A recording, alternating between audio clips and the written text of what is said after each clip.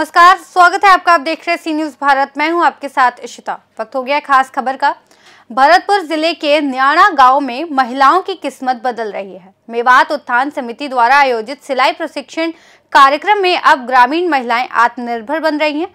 श्री गोपाल जी मंदिर पर राष्ट्रीय संत बालक दास महाराज के सानिध्य में आयोजित इस प्रशिक्षण के बाद अब महिलाएं घर पर ही वस्त्र निर्माण कर कार्य कर रही हैं। ये महिलाएं प्रतिदिन 300 से 500 रुपए तक की आय कर रही हैं, जिससे उनके परिवार की आर्थिक स्थिति सुदृढ़ हो रही है। इस आय से न सिर्फ उनका घर चल रहा है, बल्कि उनके बच्चे भी अच्छी शिक्षा प्राप्त कर रहे हैं।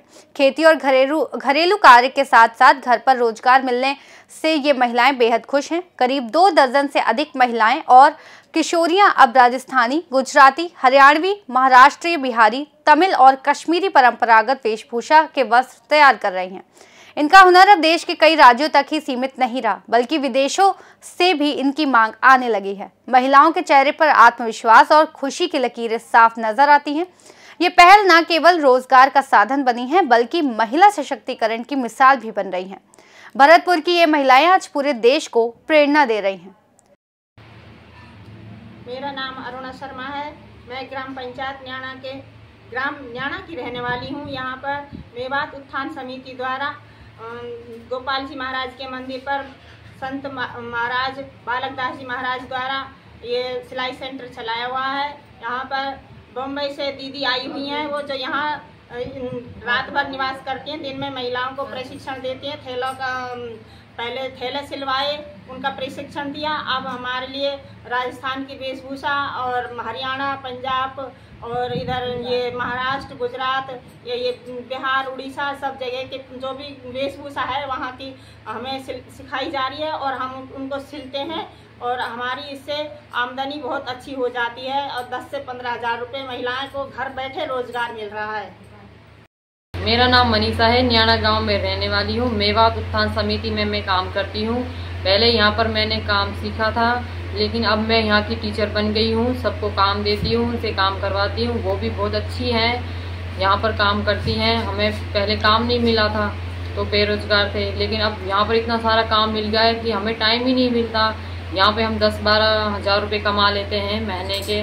बहुत अच्छा हमारा काम चल रहा है। स्कर्ट बना रहे हैं, दुपट्टे, बैग, कुर्ती, बाकी सब कुछ बना रहे हैं। हमें बहुत खुशी है इस काम से। मुदिता है, बॉम्बे में रहती हूँ, फैशन डिज़ाइनर हूँ। यहाँ पे मेवात उत्थान समिति के लिए मैं काम करती हूँ। महाराज जी जो हमारे यहाँ के इंचार्ज हैं, उनके साथ मिलके मैं यहाँ पे औरतों के उत्थान के लिए मैं काम कर रही हूँ। इस समय हमने पहले 500 बैग बनाए थे औरतों के साथ मिलके, जो कि हम फ्री में यहाँ पे गाँव में बच्चों को बांटेंगे, जिससे वो बच्चों को स्कूल आगे ले जाने में सामान रखने की सुविधा रहे। अब हम लोगों ने ड्रेसेस शुरू करी हैं। कुछ हमने कलियों के स्कर्ट बनाए हैं, कुछ दुपट्टे तैयार किए हैं, कुछ कुर्ते तैयार किए हैं। मेरा उद्देश्य है कि यहाँ की गांव की हर महिला को इतना रोजगार मिले कि वो अपने पैरों पे खड़ी हो सकें और किसी पर डिपेंड ना रहें। अभी जो हम सामान बना रहे हैं उसकी पहली एग्जीबिशन हमारी सितंबर में हम बॉम्बे में लगाएंगे, और जो कि कृष्ण सखी के नाम से हमारा काम हो रहा है। और ये सब हम कृष्ण की सखियाँ ही हैं, क्योंकि ब्रजभूमि में ये स्थान है हमारा और गोपाल जी का मंदिर है, जिसमें रह के हम लोग सब काम कर रहे हैं। नेक्स्ट एग्जीबिशन फिर इसकी एक US में जाएगी।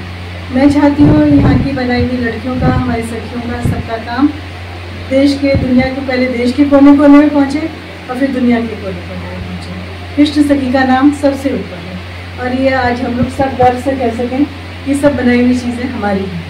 भरतपुर से सी न्यूज संवाददाता रीना की रिपोर्ट। इस खास रिपोर्ट में फिलहाल इतना ही। देश और दुनिया की तमाम बड़ी खबरों के लिए बने रहिए सी न्यूज भारत के साथ।